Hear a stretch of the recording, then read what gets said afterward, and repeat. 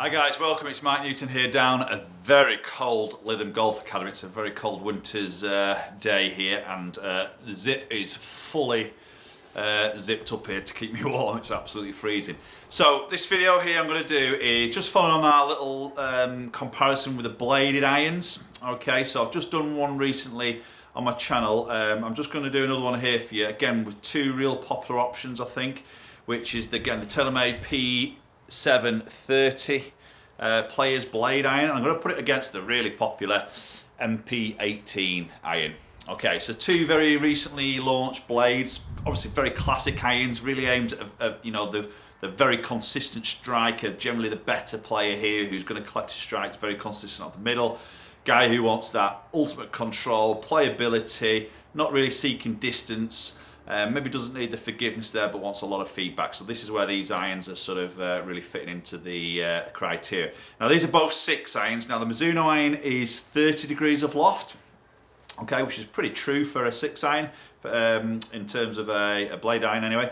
The TaylorMade, believe it or not, is a weaker loft. Okay, you don't hear that often, but the TaylorMade is actually 31 degrees for a 6 iron. Okay, so there's 1 degree difference of loft here.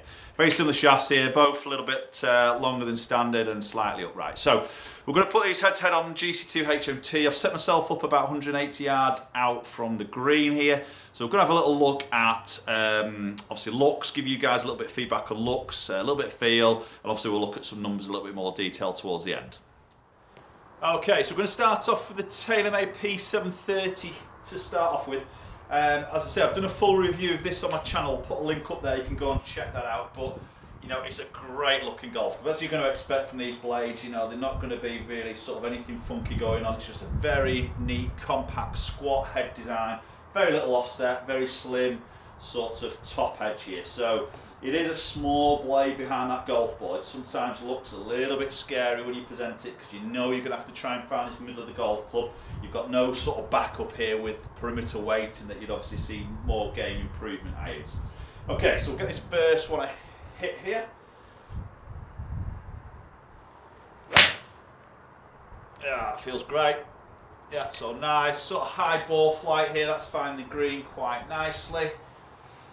Yeah, feels good, feels soft. That was carrying out at 176 there. So we're not going to see some huge distances, especially on this cold day. I'm not going to be firing all cylinders here, but we're not going to see some real big distances here purely because of the nature of the head and obviously the loft here. So, you know, if you look at like M2 iron, for instance, a 6 iron loft, I know that 7 irons 28.5, 6 iron could be like 20, sort of 4.5 degrees of loft there. So there's going to be a big sort of difference here in sort of lofts. So obviously distance is going to make a big difference as well.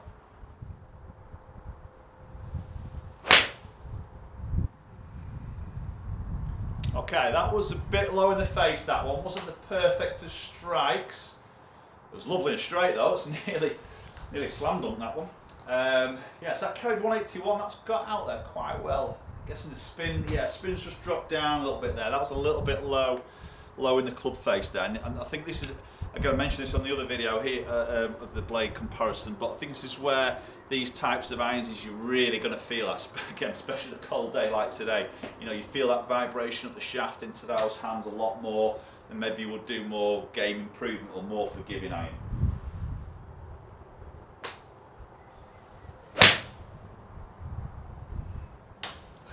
Again, yeah, it feels really good. You know, we're not really going to see, you know, it's just a great golf club.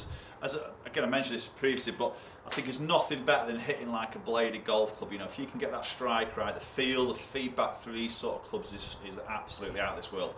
You know, it's a forged head, it's a very sort of classic look. I mean, that would just sit beautiful in the back, in the golf bag there. But then you've got to obviously weigh in, are you good enough to use this sort of club? I think putting this in a 3 iron or a 4 iron for me would be really scary, you know, and I think I know I'd have to be absolutely on my game to get that performance or that club to work for what I'd want it to do out on the golf course. So I think this is where you maybe see a lot of combo sets of these, so possibly short irons in these, bladed irons, and maybe going to the longer ones you might put in the sort of more game improvement, sort of 3, 4, possibly even 5 iron in there. just a bit easier to launch, a little bit more forgiving, a bit more consistent for those longer shafted golf clubs there.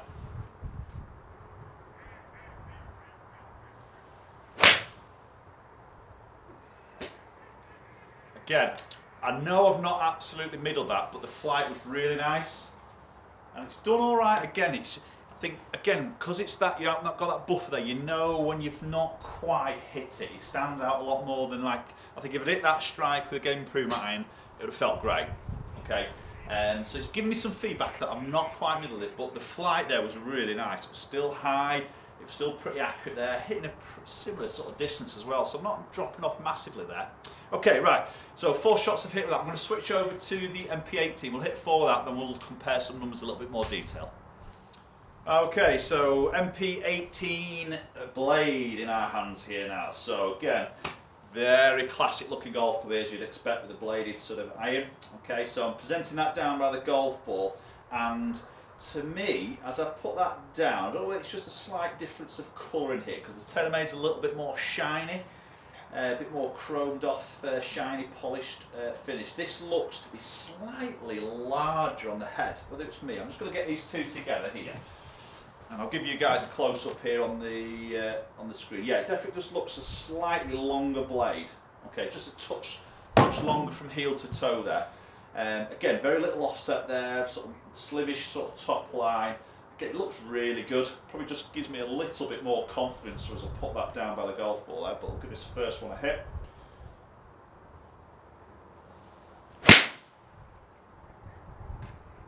Okay, wasn't the best of strikes there, just pushed that a fraction.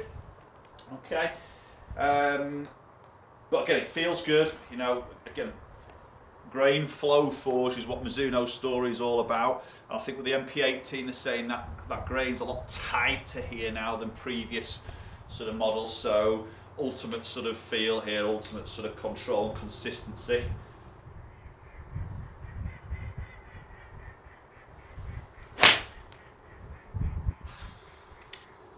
Yeah, again, I've pulled that a little bit and I've hit that a little bit low in the club face there, and again I can really feel when I missed the middle there. It's carried 180 there, yeah, spin's dropped off a little bit, so again that's that low in that club face strike. But again, this blade iron, this is where you're really going to feel that difference of hitting that middle and just starting to miss that centre of gravity in the head a little bit more. Really feel the vibration of the club.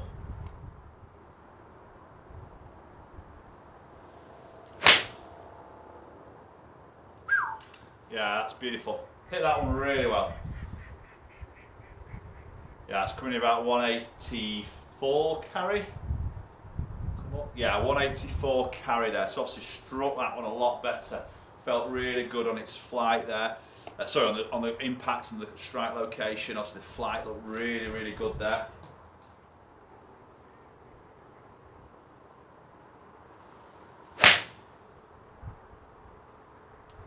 Yeah, really nice strike there. Feels good, feels solid.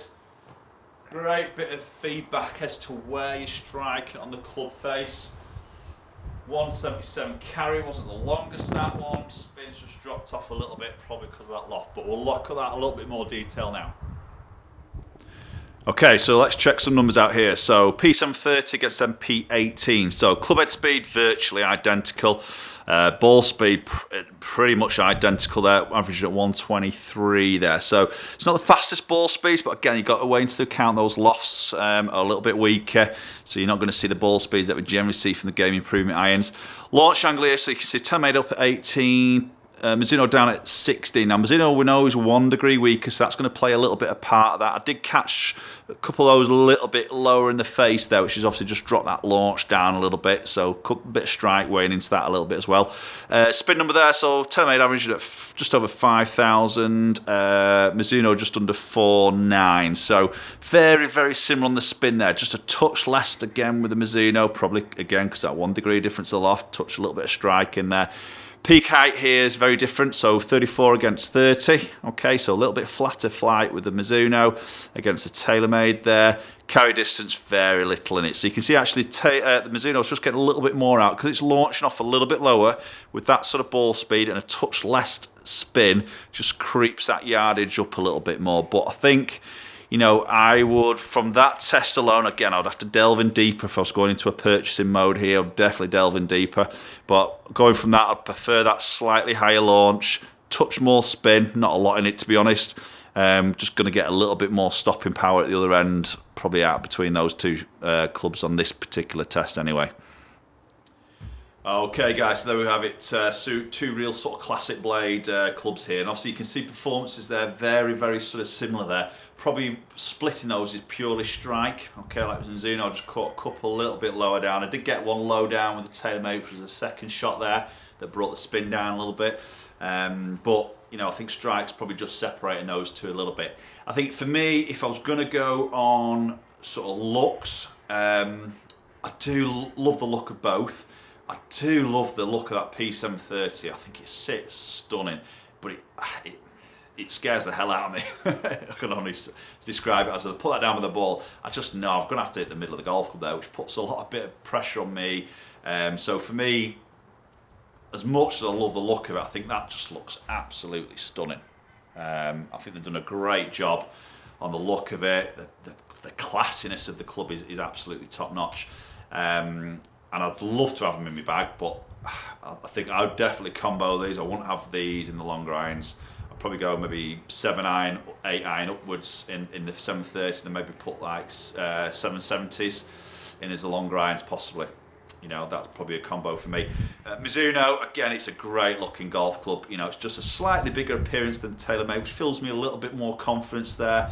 Probably didn't do it quite as much justice there. A couple of little, maybe low in the face strikes there. But to be honest, this is, between all these and any sort of bladed clubs, when you just miss that middle, you know about it.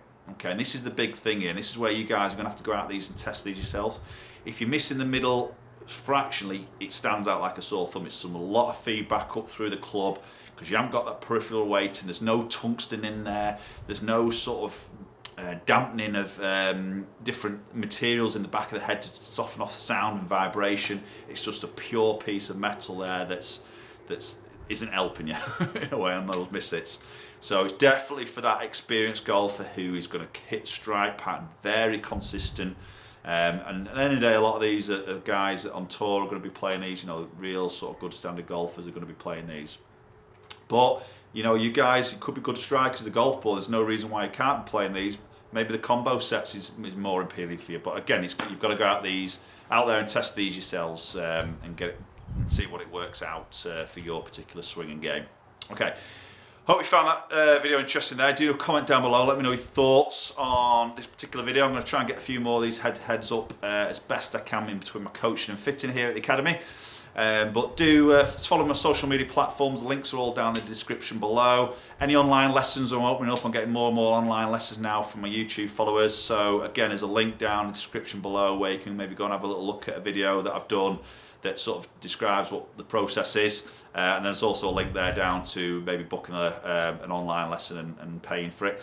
So you know, I'd love to sort of interact more with you guys and you know, have a look at your swings and try and help you guys out a little bit more with your game. So you know, have a look at that if you want to. Find me any questions you have through the email down there. Obviously hit that subscribe button if you can, much appreciated, and hopefully we'll catch up with you all very soon.